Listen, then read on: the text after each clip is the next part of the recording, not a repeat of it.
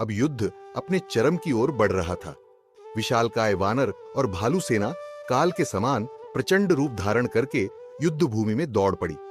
उनके हाथों में कोई पारंपरिक हथियार नहीं थे। नख, दांत, पर्वत और विशाल वृक्ष ही उनके अस्त्र थे। वे निर्भय होकर जय श्री राम का घोष करते हुए रावण की सेना पर टूट पड़े। दोनों ओर के योद्धाओं ने अपनी अपनी प्रतिज्ञा और निष्ठा के अनुसार जय घोष किया और फिर अपने योग्य प्रतिद्वंद्वी चुनकर भीषण युद्ध आरंभ कर दिया। इसी बीच विभीषण की दृष्टि एक महत्वपूर्ण बात पर गई। उन्होंने देखा कि रावण भव्य रथ, कवच और शस्त्रों से सुसज्जित है, जबकि श्री राम साधारण रूप से भूमि पर खड़े हैं।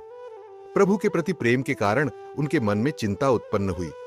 उन्होंने विनम्र होकर पूछा, हे नाथ, आपके पास न रथ है, न कवच और न ही कोई बाहरी सुरक्षा। ऐसे बलवान रावण को आप कैसे पराजित करेंगे? तब श्री राम ने एक ऐसा उत्तर दिया जो केवल युद्ध का नहीं बल्कि पूरे जीवन का महान सूत्र बन गया। उन्होंने कहा कि सच्ची विजय बाहरी रथ से नहीं बल्कि धर्ममय रथ से प्राप्त होती है। शौर्य और धैर्य उसके पहिए हैं, सत्य और सदाचार उसकी ध्वजा है, बल, विवेक, आत्मसंयम और परोपकार उसके घोड़े हैं, जिन्हें क्षमा, दया और समता की डोर बांधे रखती है। ईश्वर का स्मरण उसका सारथी है, वैराग्य उसकी ढाल है, संतोष उसकी तलवार है, दान उसका फरसा है, बुद्धि उसकी शक्ति है और गहन ज्ञान उसका धनुष है। निर्मल और स्थिर मन उसका तर्कस है, जबकि संयम, अनुशासन और सदाचार उसके बाण हैं।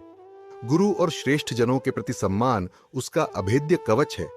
श्री राम ने समझाया कि जिसके पास ऐसा धर्म और सद्गुणों से बना रथ हो, उसके लिए कोई भी शत्रु अजेय नहीं रह जाता।